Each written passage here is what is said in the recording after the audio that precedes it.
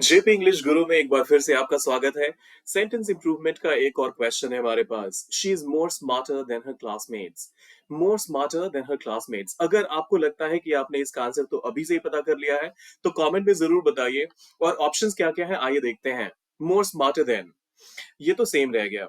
फिर आता है स्मार्टर देन आता है स्मार्टर एज, एंड देन आता है नो इम्प्रूवमेंट।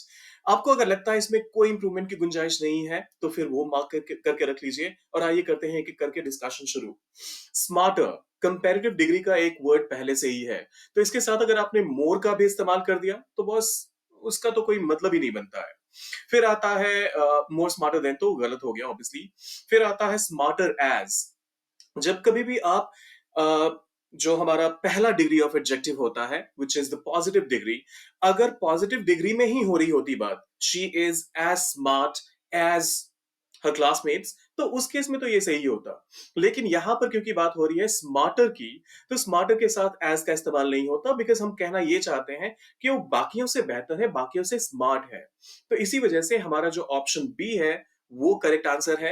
एक्सप्लेनेशन में क्या लिखा हुआ है? Smarter than, more smarter then is redundant, smarter than is sufficient.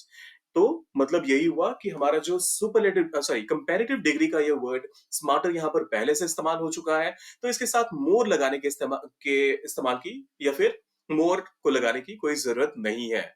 अ, अगर ये वर्ड कुछ ऐसा होता जिसका कि कंपैरेटिव डिग्री में वर्ड चेंज ना होके उसके साथ मोर आ जाता है पहले, फॉर एग्जाम्पल ब्यूटीफुल, तो आप क्या कहते हैं? Beautiful, more beautiful, most beautiful. तो उस केस में मोर का इस्तेमाल यहां सही होता। लेकिन क्योंकि ये वर्ड ऐसा है जिसमें ईआर लगाया और इसका कंपैरेटिव डिग्री तैयार हो गया, तो इसके साथ मोर के इस्तेमाल की जरूरत नहीं है। सब्सक्राइब करके जाइएगा और हाँ, कमेंट करके जरूर बताइएगा कि हमारे ये कंटेंट आपको कितने पसंद आ रहे हैं। और हाँ, लाइक भी बहुत इंपॉर्टेंट है, वो भी जरूर कर दीजिएगा। Thank you very much.